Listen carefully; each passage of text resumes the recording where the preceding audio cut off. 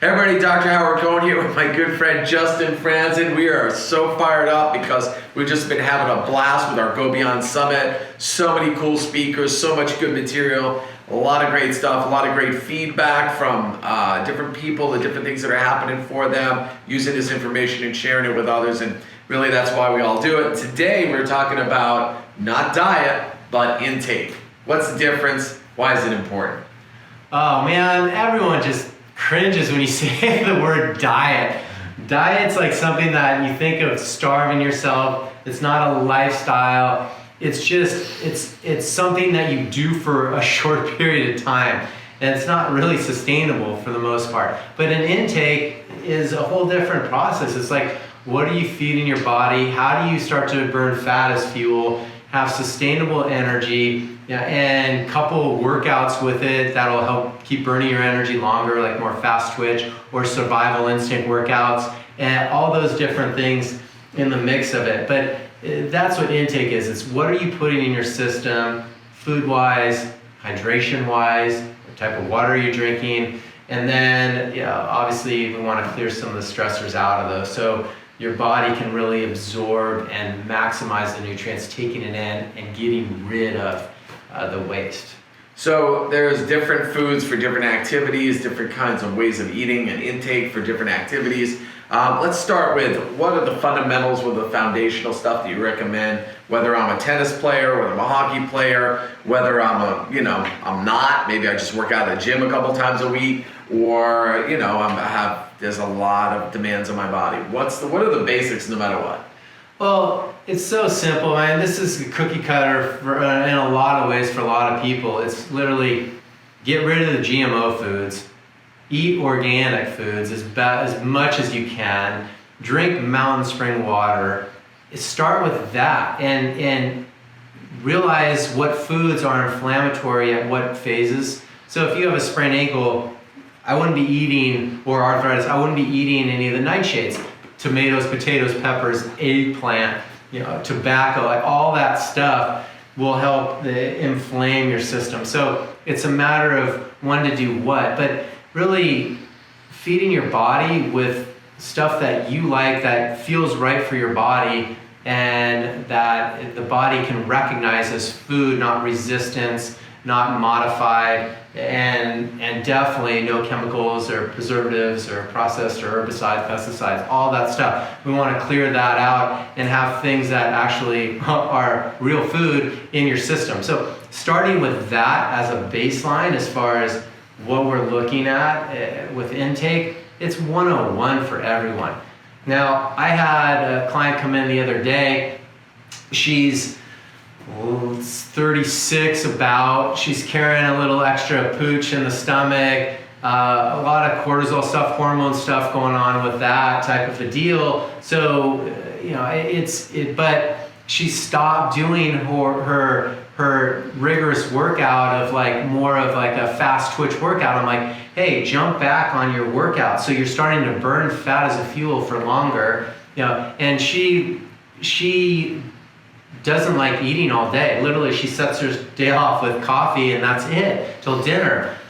That's fine. For some people can really do that. Me, I like to have a little something in my stomach. It's ileocecal valve flush. Gets my body just kicks in gear when I have something in my stomach. But for her, it's just coffee. So I'm like, okay, well, what are you putting in your coffee? Then we go to the whole bulletproof thing, which is essentially, she's throwing a bunch of sugar in her coffee. So I'm like, let's avoid that, maybe put a little fat in it so you're burning fat throughout your day, and then you have sustained energy. So everyone has a different body type and how they rev and what they rev with. Some days I like having a massive breakfast, some days I don't. Like, just listen to your body and figure out what it wants at what times. And as long as you're eating clean throughout the day and drinking clean and being aware and then balancing, if you have dessert one day, or you have wheat after one meal at night, that's okay. Balance it out. You're allowed to have those cheat days, but just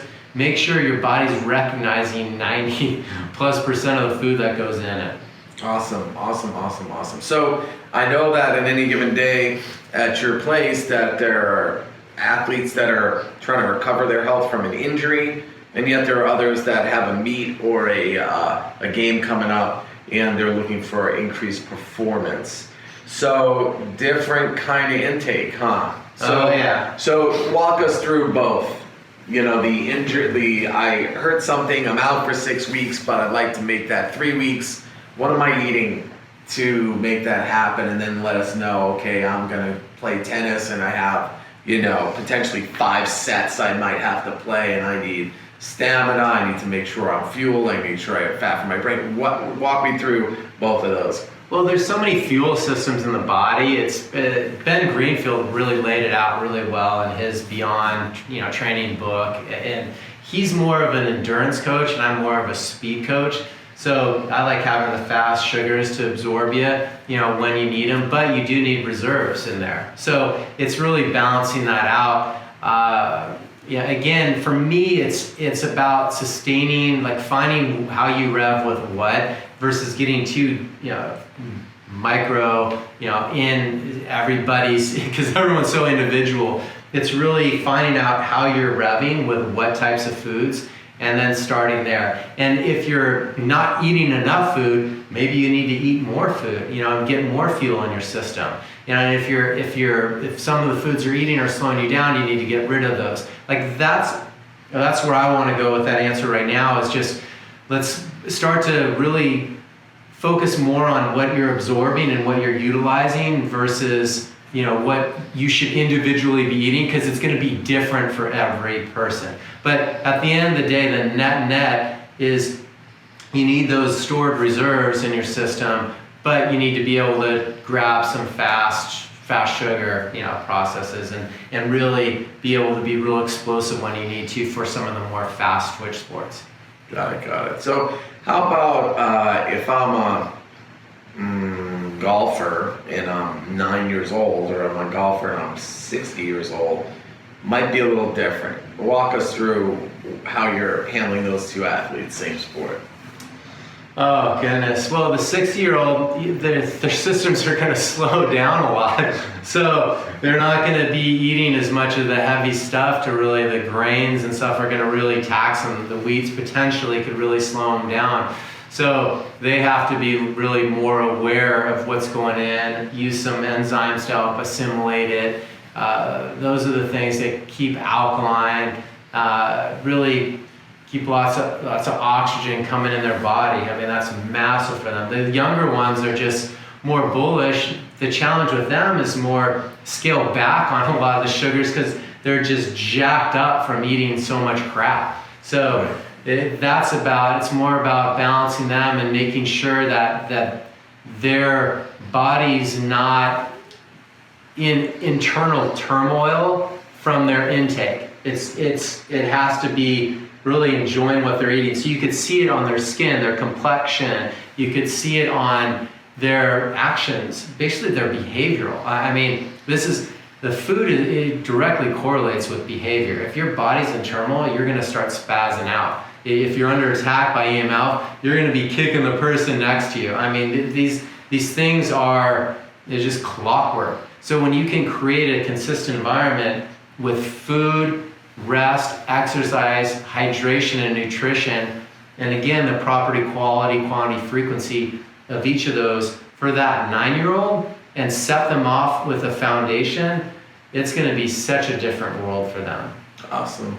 So there's a saying called "you can't fill a full glass," which, as we say, is that a lot of times it's not what we're deficient in or what we need to be intaking to feed our body. We kind of need to be cleaning the stuff out that has accumulated over the years, even with youngsters. So what are the things that you want to make sure that you pay attention to, whether it's the EMFs you said, or the infectious agents that kids get exposed to, chemicals from the foods, from the sky, from everywhere? What do you make sure is part of that protocol as far as detox and cleansing?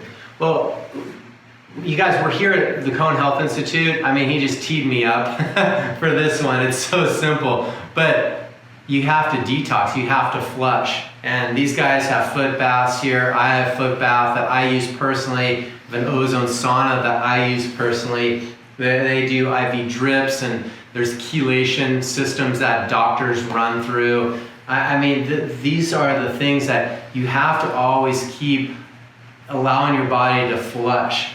EMF's massive, like getting those stresses out, whether it's electricity, whether it's dirty electricity, like the bad wiring, or radio frequency stuff, like that's number one for cardiovascular health challenges. Like you start to clear that stuff out, that you look at charts on graphs when electricity started coming into our life, cardiovascular stuff started going skyrocket, like out of control. I think the only thing higher was diabetes, because everyone started eating, just junk food and fake food. So those numbers, and now cancer is just like taking over, and everyone's like, hey, let's figure out a cure for this. Well, shoot, it's not that hard. Like, let's go ahead and create an environment where our body recognizes what we're putting into it as food. It's natural, it's growing from the earth, and we're drinking mineralized water, not dead water that has a high pH. And then in addition, we're clearing out stressors like all this electricity and glyphosate, and we're putting back in replenishing with Restore and some amazing supplements. But it's really a constant process. I mean, you got to work at this. You can't just like go numb and not think about this stuff. Can't phone it in. And then just like 10 years later, it's like, oh, I blew out my disc. Oh, I hurt this, I hurt that. And then go, well, why? How in the world? I didn't do anything. Well, yeah, you did. You just built up a whole lifetime of stuff that your body just said, okay, I've had enough. It's a signal. So for that constant maintenance that we do, whether it's foot bath, ozone, breathing, meditation, stretching, lymph flushing, there's so many different techniques that you could do on your own to help flush, biochemically, to get your system moving and keep it flowing and keep your life force strong. Lots of great information. So, closing remarks, if you had to give everybody one thing, if you do this a lot of pressure, one thing, what would that one thing be to increase the quality of your intake? I would say change your water to mountain spring or spring water. That's just one thing. I mean, it's so simple, but so many people, I went to a conference this weekend with docs and PTs and all these amazing, brilliant minds. And one of the PTs gets up and she had some knee pain, and we were like everyone's cross-treating. And I'm like, and she was blowing out in her stomach region, and I'm like, what are you drinking? And she's like, oh, I drink tap water. I'm like, what? Like, what industry professional this day and age like drinks tap water? I mean, so there's so many of them. I mean, there's still that awareness, and that's why we're doing what we do. When she starts to flush her system and doesn't bring all that toxicity and heavy metals and this and that into her body, she's going to have more energy, she's going to have better bowel movements, there's not going to be any stagnation going on, she's going to be able to flush, and I can assure you a lot of her knee pain is going to go away because her nervous system isn't going to be maxed out and referring elsewhere. So that's my one recommendation. Drink a lot of it, and just find some good pure water to drink. That's alive, that's mineralized. That just a 1 grain of sea salt, like Celtic sea salt, will have over 80 minerals in it. Like, our body needs those minerals to absorb water. You can't drink dead water and expect yourself to stay young and hydrated and have energy. I love it. Great information. So excited to hear all of it. Go Beyond Summit intake. Stay tuned for more. Thanks. Bye for now. Thanks, Dr. Coney.